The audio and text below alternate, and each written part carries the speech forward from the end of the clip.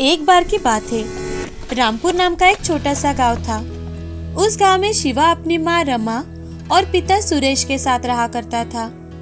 शिवा के माँ पिता खेत में काम करते थे। उनके परिवार की आमदनी कम होने के कारण उनके हालात अच्छे नहीं थे। शिवा के माँ पिता अनपढ़ थे, लेकिन उन दोनों को पढ़ाई का महत्व पता था। एक दिन रमा और सुरेश बातें कर रहे थे। हमें शिवा को पढ़ा लिखा कर एक अच्छा आदमी बनाना है। हाँ रमा, तुम बिल्कुल सही कह रही हो। उसे हमें पढ़ा लिखा कर एक बड़ा आदमी बनाना है। उसकी भी जिंदगी हमारी जैसी गरीबी में नहीं जानी चाहिए। पिताजी, आप चिंता मत करो।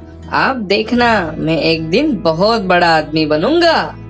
हाँ मेरे लाडले, तू जरूर बड़ा आदमी बनेगा। चलो अब जल्दी से पढ़ाई खत्म कर खाना खा लो। थोड़े समय बाद खाना खाकर सब सो जाते हैं। दूसरे दिन सुबह उठकर रमा और सुरेश खेत में काम करने चले जाते हैं और शिवा स्कूल में जाता है। शिवा के पढ़ाई के लिए रमा और सुरेश दिन रात मेहनत करने लगे थे। अब ऐसे ही 1-2 साल बीत जाते हैं। गांव में कम बारिश की वजह से अच्छी फसल नहीं आती थी। इसी कारण सुरेश के ऊपर कुछ कर्जा भी बन गया था। अब दोनों पति पत्नी हमेशा तनाव में रहने लगे। एक दिन रमा सुरेश से, सुनिए, आप देवर जी को बोलो ना कि वो आगे की पढ़ाई के लिए शिवा को अपने साथ शहर ले जाए। हम शिवा का सारा खर्चा दिया करेंगे उनको। अरे हाँ रमा, ये तो मैंने सोचा भी नहीं, लेकिन हम पैसे कहाँ से देंगे? और राधा को भी ये सब पसंद आना चाहिए ना। हम और ज्यादा मेहनत करेंगे, लेकिन इससे हमारे बेटे का भविष्य अच्छा होगा। और रहा सवाल देवरानी राधा का, तो राधा इतनी भी बुरी नहीं है कि वो शिवा का ख्याल न रखे। अच्छा ठीक है, मैं कल ही विलेज से फोन पर बात कर लेता हूँ। ऐसा कहकर वो काम में लग जाते हैं। दूसरे दिन सुरेश अपने भाई विलेश को फोन करता है। हेलो विलेश, कैसा है भाई? हेलो भैया, मैं ठीक हूँ। आप सब कैसे हो? हम सब ठीक है विलेश। तुम और राधा कैसे हो? हम भी बहुत अच्छे हैं भैया। विलेश, मुझे तुमसे एक बात करनी थी। अरे बोलो भैया, क्या बात है? विलेश, मैं सोच रहा था कि शिवा को तुम्हारे यहाँ पढ़ाई के लिए शहर भेज दूं। इधर अब आगे की पढ़ाई के लिए उसे दूसरे गांव भेजना पड़ेगा, और मैं नहीं चाहता कि हमारी तरह उसकी भी जिंदगी गांव में ही कट जाए। अरे भैया, इसमें पूछने वाली क्या बात है? वैसे भी अगले हफ्ते हम गांव आ ही रहे हैं, तो शिवा को अपने साथ लेकर ही जाएंगे। भैया, आपने और भाभी ने मेरे लिए कितना कुछ किया है। आप शिवा का बिल्कुल टेंशन मत लीजिए। बातें कर दोनों फोन रख देते हैं। कुछ दिन बाद विलेश और राधा दोनों गांव में आते हैं। विलेश और राधा को उनके हालातों के बारे में पता चलता है।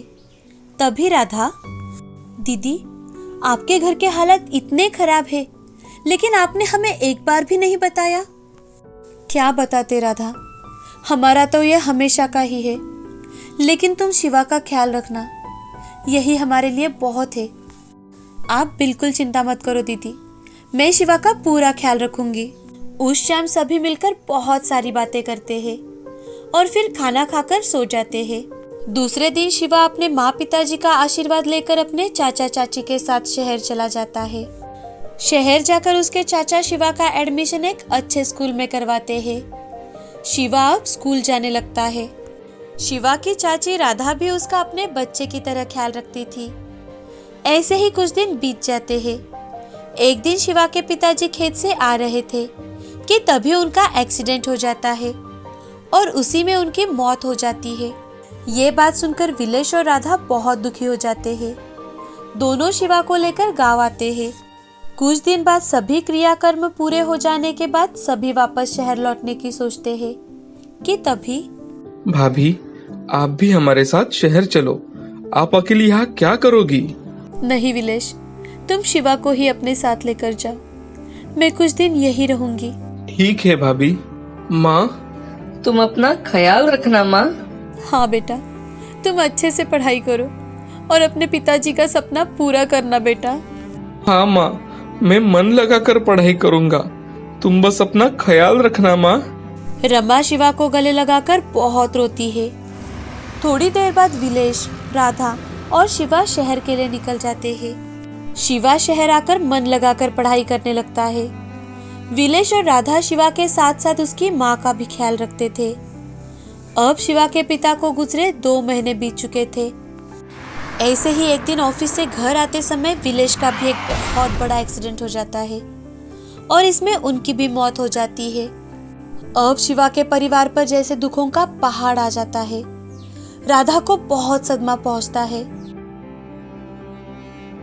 उस वक्त शिवा राधा को बहुत सहारा देता है। अब शिवा पर अपने माँ के साथ साथ अपने चाची का ख्याल रखने की जिम्मेदारी भी आती है। एक दिन शिवा स्कूल से घर आता है कि तभी शिवा, बेटा आज बैंक वाले घर आए थे, हमें ये घर खाली करना पड़ेगा। तुम्हारे चाचा ने ये लोन पर लिया था, लेकिन अब हम इसका लोन नहीं भर सकते बेटा। अब हमारा कैसे होगा? चाची, तुम चिंता मत करो चाची, मैं कुछ दिन का हमारे रहने का इंतजाम जरूर कर लूंगा। बेटा, मेरे पास कुछ पैसे हैं, उस पर हम कुछ दिन निकाल लेंगे। शिवा एक कमरा किराए से लेता है और अपनी चाची के साथ वही रहने लगता है। वो 9वीं कक्षा की पढ़ाई कर रहा था। अब उसे घर की चिंता सताने लगती है। एक दिन शिवा अपने चाची से, चाची, मैं सोच रहा था कि मैं भी कुछ काम करूं। लेकिन बेटा, तुम अभी बहुत छोटे हो, तुम क्या करोगे? और तुम्हारी तो अभी पढ़ाई भी पूरी नहीं हुई है बेटा। लेकिन चाची, अब कुछ ना कुछ तो करना ही पड़ेगा। मैं सोच रहा था, आप छोले भटूरे बहुत अच्छे बना लेते हो, क्यों ना मैं उसकी ही रेडी लगाऊं। शहर में कॉलेज में जाने वाले बच्चे सब वैसा खाना खाते हैं। मैंने अपने स्कूल से आते वक्त देखा है चाची। लेकिन शिवा, तुम्हें पढ़ लिख कर बड़ा बनना है। तुम्हारे पिताजी और चाचा दोनों का यही सपना था। चाची, मैं काम के साथ साथ पढ़ाई भी करूंगा, आप उसकी चिंता मत कीजिए। अगले ही दिन शिवा एक कॉलेज के पास छोले भटूरे की रेडी लगाता है। पहले दिन शिवा की रेडी पर कुछ लड़के आते हैं और वो शिवा से, अरे दोस्त, कैसे प्लेट दिए छोले भटूरे? जी बस 60 रुपए प्लेट। पहले ही दिन शिवा की अच्छी खासी कमाई हो जाती है। उस कॉलेज के आसपास कुछ भी खाने की चीजें नहीं मिलती थी, तो शिवा के रेडी पर बहुत भीड़ रहने लगी। अब राधा भी शिवा की मदद करने के लिए उसके रेडी पर आने लगती है। धीरे धीरे उनका व्यापार बढ़ने लगता है। शिवा रात में पढ़ाई करता था और दिन भर रेडी लगाकर छोले भटूरे बेचता था। बहुत ही कम समय में शिवा ने जो तरक्की की थी, उसे देखकर राधा बहुत खुश थी। कुछ ही दिनों में शिवा ने एक दुकान किराए से ली और वहां पर अपना छोले भटूरे का एक छोटा सा कैंटीन खोला। ऐसे ही दिन बीतने लगे। अब शिवा की अच्छी खासी आमदनी होने लगी थी और उसने शहर में जल्द ही अपना खुद का एक होटल भी खरीदा। अब पूरे शहर में शिवा के छोले भटूरे फेमस हो गए। एक दिन राधा शिवा से, शिवा, अब तुम गांव जाकर अपनी माँ को भी यही लेकर आओ। हाँ चाची, मैं भी कुछ दिनों से यही सोच रहा था। बेटा, मुझे तुम पर बहुत गर्व है। आज तुम्हारे पिताजी और चाचा होते तो वो भी तुम्हें इतना काबिल देखकर कितना खुश होते। हाँ चाची। शिवा गांव जाकर अपने माँ को लेकर शहर आता है। अपने बेटे की तरक्की देखकर रमा भी बहुत खुश थी। एक दिन रमा राधा से, राधा, ये सब तुम्हारी वजह से ही हुआ है। तुमने विलेश के जाने के बाद भी शिवा को संभाला। सच कहूँ तो शिवा की असली माँ तो तुम ही हो राधा। नहीं भाभी, शिवा ने ही मुझे संभाला है। उसने मुझे बहुत हिम्मत दी।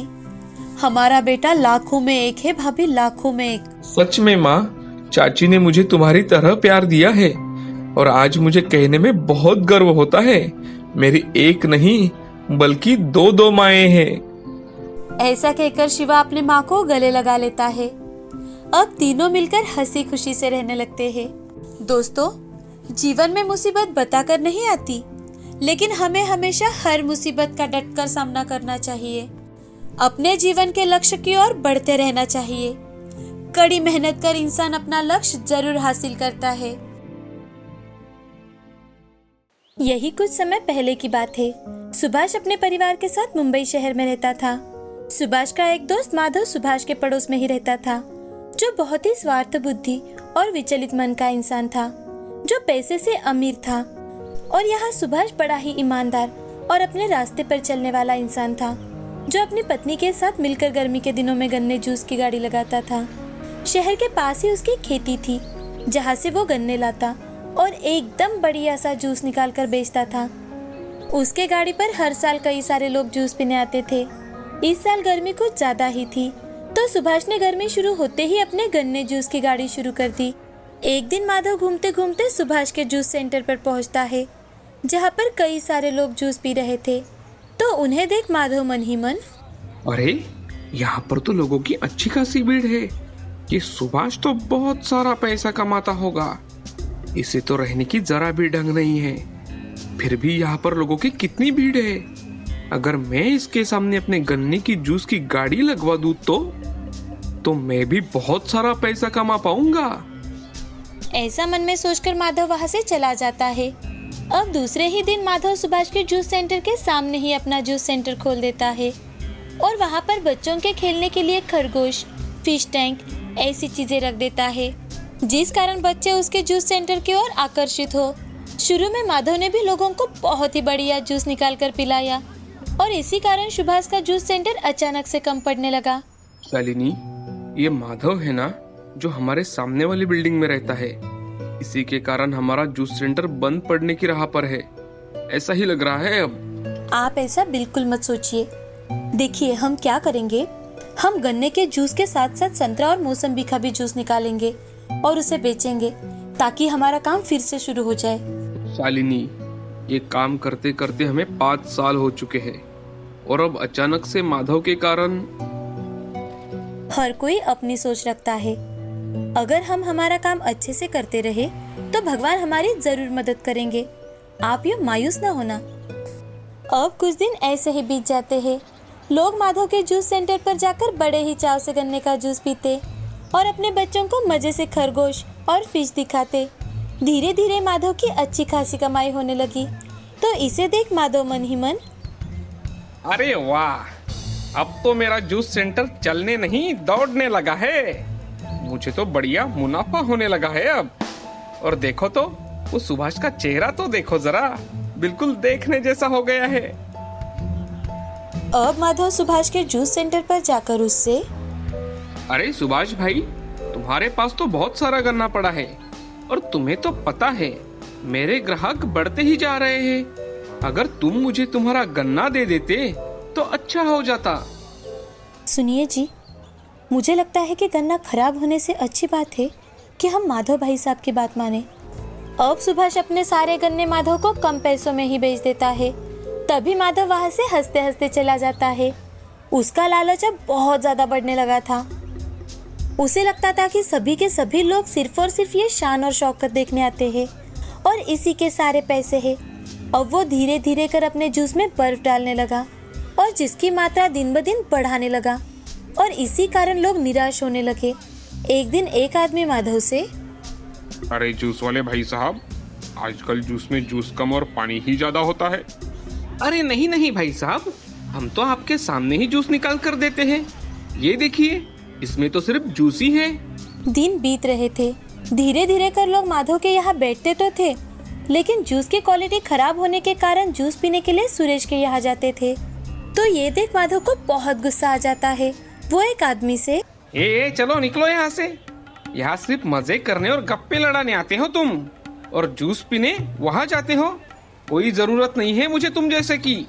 अरे भाई, अगर तुम अपनी क्वालिटी नहीं बदलते तो हम तो तुमसे ही जूस खरीद रहे थे ना। हाँ हाँ, खरगोश लाओ, उन्हें पालो, फिश टैंक में फिश को पालो, आप लोगों के लिए सेंटर सजाओ, काम पर लोगों को रखो और पैसे सिर्फ जूस के लो। कौन सा सही है ये? चलिए भाई निकलिए, राम राम आपको। माधव दिन ब दिन लोगों से बदतमीजी करने लगा था। माधव की इस बदतमीजी के कारण जो लोग भी उसके जूस सेंटर पर जाते, अब वो भी आना बंद हो चुके थे। वो पूरी तरह से बर्बाद हो चुका था, क्योंकि उसने अपना कई सारा पैसा इस जूस सेंटर में गंवाया था। दूसरी ओर सुभाष का जूस सेंटर पहले से कई ज्यादा चलना शुरू हो गया था, क्योंकि उसने अपने जूस की क्वालिटी बिल्कुल भी नहीं बदली थी। और तो और अब उसने भी अपने जूस सेंटर को बच्चे और बूढ़े बड़ों के हिसाब से सजाया था। अब वो फिर से खुशी खुशी अपने परिवार के साथ रहने लगे। इस कहानी से हमें ये सीख मिलती है कि बुरी सोच वाले का हमेशा ही बुरा होता है।